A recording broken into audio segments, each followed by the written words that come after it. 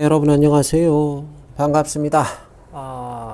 좀 어떠세요? 이 장자 철학의 고유한 색채를 아마 양왕편부터는 물씬 느끼실 수 있으리라고 기대한다. 일전에 그렇게 말씀을 드렸는데 그 이야기에 지금은 어느 정도 공감이 되시는지 한번 여쭤보고 싶습니다. 오늘 양왕편에는 그 원헌이라는 인물과 자공의 대화가 수록이 좀 돼 있는데요. 두 인물 다 역사적으로는 공자의 제자로 알려져 있죠. 그 논어에 보면 왜 헌문편이라고 있죠. 헌문. 헌이 묻기를 이렇게 시작되는 논어 헌문편. 거기서 묻는 사람이 원헌입니다. 그게 헌이 묻기를 원헌이 묻는 거죠. 그래서 그리고 자공은 이제 공문십철 중에 한 분이니까 뭐 워낙 유명한 분이고, 원헌과 자공은 공자 밑에서 함께 배웠던 동문이지만 두 인물의 대비점은 좀 뚜렷한 편이죠. 원헌은 찢어지게 가난했고 저 옛날 아내처럼 몹시 가난했지만 자신의 상태, 상황, 조건, 자신의 삶에 만족했던 안빈낙도의 대명사로 많이 알려져 있고요. 안회랑 원헌이 그래요. 그리고 반면에 자공이라는 분은 이분은 요새로 치면 재벌이요, 재벌. 평생 자기 스승 공자를 물질적으로 뒷바라지했고, 자공은 또 이게 말을 잘해요. 언변이 아주 능하고 화술이 좋고 그래요. 그러니까 뭐 사업을 따내고 프로젝트를 따내고 뭐 그런 것도 잘하겠죠. 그 공자가 돌아가시고 나서 이 돌아가신 공자의 그 어떤 신격화, 물론 이게 이제 나중에 그 한대에 동중서라는 인물이 이제 체계적으로 한 거는 그때가 이제 좀 더 유력하지만, 처음에 이제 공자의 명예 같은 거를 굉장히 추존했던 그런 사업을 또 따로 했던 게 이제 또 자공이에요. 그게. 그 요새도 그렇잖아요. 우리 어떤 뭐 사회적으로 훌륭한 분이 돌아가시고 그런 막 박물관도 세우고 그분 이름 따서 막 그런 짓을 많이 했다 그거예요. 자공이. 아무튼 돈이 많고 굉장히 수완이 좋아요. 자공은. 그 집도 막 펜트하우스에 살고 차도 주차장에 가면 고급 외제차 막 여러 대 즐비하고 그런 인물이 자공인데, 오늘 장자 양왕에서 자공은 아주 좋은 말이 끄는 수레를 타고 원헌을 방문합니다. 무슨 볼일이었는지까지는 나오지 않는데 아무튼 원헌의 집을 찾아가요. 벌써 근데 골목길에서부터 막혀서 아주 애를 많이 먹죠. 원헌은 저기 어디 산동네 그 판자촌에 살고 있는데 자공이 타고 온 그 수레가 이게 워낙에 커가지고 골목에 못 들어가죠. 그래서 자공이 하는 수 없이 차를 길가에 대고 큰 길에 대고 구불구불한 골목길을 한참 걸어서 원헌을 만나러 갑니다. 원헌의 집에 들어가 보니까 그 집 꼴이 그래요. 초가 지붕에는 막 풀이 자라 있고, 대문은 거의 뭐 막 사가서 그냥 작살이 나 있고, 천장에는 막 빗물이 줄줄 새고, 마룻바닥은 전부 빗물에 젖어가지고 막 곰팡이가 슬고 난리가 나 있는데, 그 와중에 원헌이 방 한가운데에 정좌를 틀고 앉아서 금을 타고 있죠. 검은고를. 그러니까 자공이 원헌한테 이런 물음을 던져요. 하병, 그런 말을 하거든요. 하병. 이게 무슨 말이냐면 하병 이렇게 물어요. 자공이. 어째서 병을 만듭니까? 이 소리를 하는 거거든요. 왜 사서 개고생을 하냐? 그런 얘기죠. 왜 스스로 이 병에는 스스로 손해를 보고 스스로 어려움에 자처하고 스스로를 욕보이고, 이 다양한 뜻이 있어요. 병에는. 근데 아무튼 왜 사서 고생을 하냐, 이 뜻이란 말이에요. 그러니까 원헌이 이렇게 대답을 합니다. 이거 진짜 참 멋있는 말을 하거든요. 이걸 좀 쓸게요, 같이. 원헌이 뭐라 그러죠? 재물이 없는 것을 일러서 그것을 가난이라 하고, 그리고 배우고도 실천하지 못하는 거, 불능행, 실천하지 못하는 거를 일러서 그것을 병이라 그런다. 이런 얘기를 해요. 이거 참 멋있는 말 아닙니까? 재물이 없는 거를 가난하다 그러고, 배웠지만 실천하지 못하는 걸 일러서 그걸 고생이라 그런다. 나는 지금 가난한 거지 고생하는 것이 아니다. 이 얘기를 해요, 원헌이. 이 말을 듣고 자공이 멈칫하죠. 원헌이 나는 가난할 뿐 사서 고생하는 건 아니지만, 자공, 당신의 꼴을 지금 봐라. 당신은 몹시 부유하지만 나를 만나겠다고 여기까지 오느라 얼마나 개고생을 했는가. 좋은 말에 집채만한 차를 그걸 끌고 다니느라고 골목길도 자유롭게 오가지를 못하는 게 그게 그대의 일상 아닌가? 그리고 원헌이 이런 말하죠.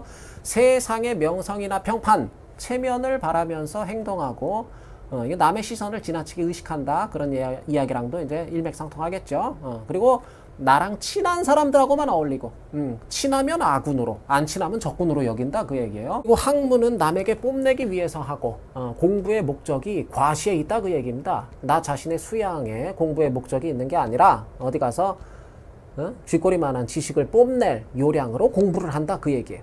그리고 가르침은 자신의 이익을 위해서 하고, 남을 가르치는 목적이 사적 이윤의 추구에 있다. 그 이야기죠.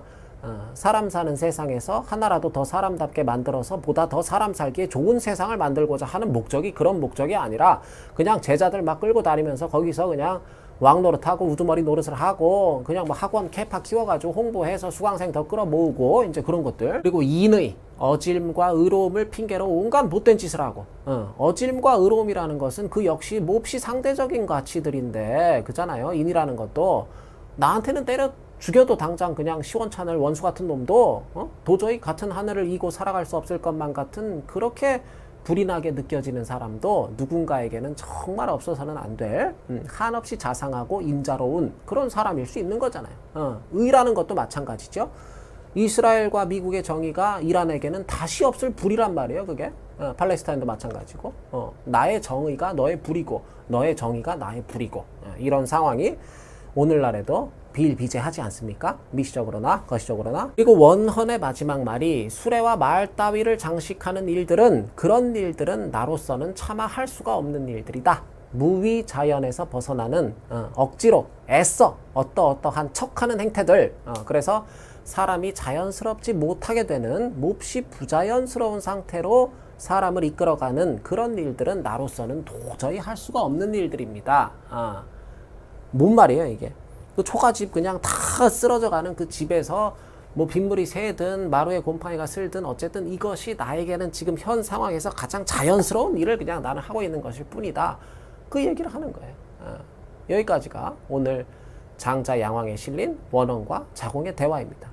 그 다음에 증자 얘기가 잠깐 나오거든요. 또 이어서 증자도 아무튼 공자 제자 중에서는 가난하기로는 둘째가라면 서러울 그런 인물인데, 그 증자의 빈곤함을 유추할 수 있는 내용으로는 이제 잘 찾아보시면 이제 여러 가지 있을 수 있어요. 근데 이제 대표적인 게 뭐 한비자에 보면 이런 대목이 있어요. 증자의 처가, 증자 아내가 시장에를 가는데 증자 아들이 엄마를 막 따라가겠다고 막 엄마 꽁무니를 쫓아가면서 울어요. 그러니까 증자 처가 자기 아들한테 그래요. 돌아가서 조금만 기다리고 있거라. 엄마가 빨리 갔다 와서 돼지를 잡아서 삼겹살을 구워주마. 그러니까 증자 아들이 그냥 막 눈물을 뚝뚝 흘리면서 집으로 돌아가요. 아무래도 시장에 애를 데리고 가고 그러면 그렇잖아요. 안 그래도 형편이 어려운데 눈깔 사탕도 하나 사줘야 되고 아이스 깨끼도 막 먹겠다고 때를 부리면 그것도 사줘야 되고 막 공룡 장난감 그냥 돈 10만 원 하는 걸 번쩍 들고 올지도 모르잖아요. 그래서 증자처가 애를 떼어놓고 시장에를 가는데 갔다 와보니까 증자가 돼지를 묶어놓고 칼을 갈고 있잖아요. 그러니까 증자처가 그냥 깜짝 놀라서 지금 뭔 짓을 하느냐고, 왜 돼지를 잡으려고 그러냐고 막 야단을 하죠. 그러니까 증자가 아까 당신이 애한테 분명히 시장 갔다 와서 삼겹살을 구워주겠다고 하지 않았냐?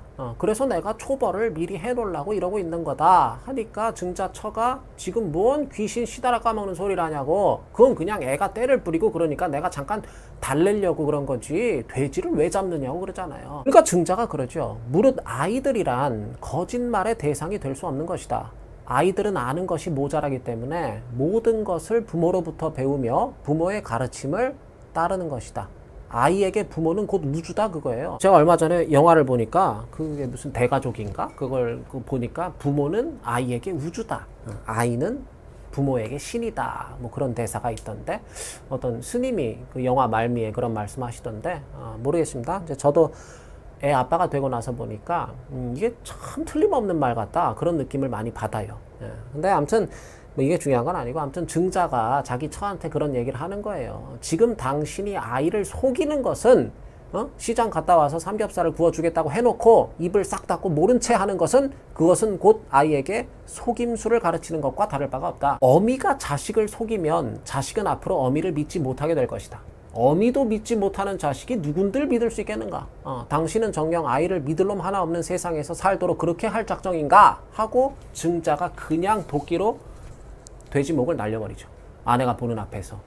이런 대목이 이제 한비자에 나오는데, 아무튼 근데 제가 드리고 싶은 말씀 뭐냐면, 증자네 집이 어느 정도 먹고 살만 했더라면 증자 처가 그렇게 막 돼지 잡는 걸 보고 깜짝 놀란다거나 알러지 반응을 보이고 뭐 그러진 않았을 건데, 이로써 증자의 형편이 몹시 어려웠다 하는 것을 좀 유추할 수 있겠다 싶은 그 말씀 드리고 싶어서 그랬던 거고, 오늘 장자에 나오는 증자 이야기는 대충 이런 거예요. 증자가 위나라에 있을 때, 증자는 원래 노나라 사람인데, 증자가 위나라에 있을 때 그가 입고 있는 해진 속옷은 거천이 다 떨어져 나갔고, 막 패딩이 그냥 막 다 솜이 다 튀어나와가지고 막 그냥 테이프로 막 패딩 붙여놓고 그런 생각을 하시면 돼요. 그리고 얼굴에는 부황기가 막 누렇게 떠가지고 얼굴이 그냥 못 먹어서 황달기가 있었고, 밥은 사흘에 한 번을 겨우 먹었고 10년간 새 옷을 만들 생각조차 할 수가 없었다.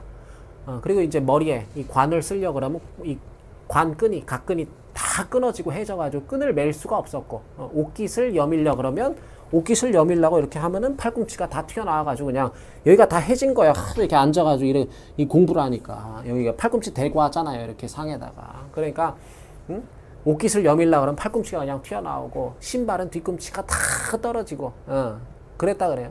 그 증자가 그럼에도 불구하고 증자가 그 다 떨어진 신을 끌면서 시경에 송을 읊으면 그 소리가 하늘과 땅 사이에 가득 차서 마치 악기 소리와 같더라. 후대 도가들의 말이 이어집니다. 증자는 비록 찢어지게 가난했지만 천자도 그를 신하 삼을 수 없었고 제후도 그를 버탈 수 없었다. 그러므로 말한다. 이게 후대 도가들이 하고자 하는 핵심이죠. 이야기하고자 하는 핵심. 뜻을 기르는 사람은 형체를 잊고 형체를 기르는 사람은 이익을 잊으며 도를 닦는 사람은 자신의 마음마저 잊어버리는 것이다. 이런 얘기를 해요. 내면의 뜻을 품은 사람은 외형에 집착함이 없고, 스스로의 몸을 보존하는 사람은 이해 득실에 집착함이 없는 것이고, 도를 체득한 사람은 자신의 마음이 무엇인가, 내 마음이 뭐지? 여기서 마음이라는 거는 대체로 12호의 마음으로 대변이 되겠죠. 진정으로 도를 체득한 사람은 옳고 그름, 좋고 나쁨 또는 아름다움과 추함을 판단하고 구분하는 그러한 자신의 마음까지도 싸그리 잊어버리는 것이다. 좌망하게 되는 것이다. 까지가 오늘 저희가 함께 볼 이 양왕편의 대목인데요. 요새 제가 집중하고 있는 생각 중에 하나가 뭐냐면요. 과연 어른이 된다는 건 뭘까? 그게 아무래도 이제 저 애를 키우다 보니까 과연 부모가 된다는 것은 무엇일까에 대해서 이제 좀 시작된 생각이, 그럼 과연 진짜 어른이란 어떤 사람이지? 여기까지 좀 이제 파생이 된 것 같아요. 그래서 여러 가지 생각들이 있을 수 있지만 아무튼 제가 내린 결론은 그래요. 불편함을 감수하는, 견뎌내는 과정이다. 그게 부모가 또 참된 어른이 되어가는 과정이다. 저는 지금은 일단 그렇게 일단락을 좀 하게 됐는데, 모르겠습니다. 또 살다 보면 다른 생각이 들게 될 수도 있죠. 저도 살다 보면 우리가 그런 것 같아요. 참 우리 인생이라는 게 참으로 많은 불편함들이 있는 것 같아요. 그게 이제 대체로 내 뜻대로 되지 않음에서 오는 불편함, 내 마음 같지 않음에서 오는 불편함들인 경우가 많죠. 한번 잘 생각을 해보십시오. 사실 거의 다가 불편하게 다가오질 않으세요? 세상에 내가 이해할 수 없는 일들, 또 납득할 수 없는 일들이 너무나 많죠. 하다못해서 그냥 우리 일상에서 이렇게 길을 걸어 다니면서 다른 사람들 보고 그래도 그렇잖아요. 뭐 걸음걸이서부터 그냥 뭐 하고 다니는 어떤 모양새나 길에 침 찍찍 뱉는 뭐 그런 거서부터 정말 엄밀하게 따지잖아요. 그러면 꼭 정말 꼭 내 마음에 드는 모습이다 라고 할 만한 게 정말 하나라도 있습니까? 모든 게 불편한, 나도 불편하고 너도 불편한, 그래서 우리 모두가 불편한 그런 세상을 바야흐로 저희들이 살아가고 있지 않은가 싶은 생각이 좀 드는데요. 어른이 된다는 것은, 진짜 어른이 된다는 것은 이러한 불편함들을, 삶에서 시시각각으로 밀려닥치는 이러한 불편함들을 견뎌내고 감내하는 과정이다. 이게 좀 제가 내리게 된 결론인 것 같아요. 그거를 그냥 바로 쫓아가서 지적질을 하고 남을 비난하고 어떻게든 흠집을 내고 트집을 잡고 막 시비를 다투고 하는 거, 그거는 사실 애들이 하는 짓이잖아요. 어디 유치원이나 어린이집 같은 데 가보면 애들을 다 그러고 있잖아요.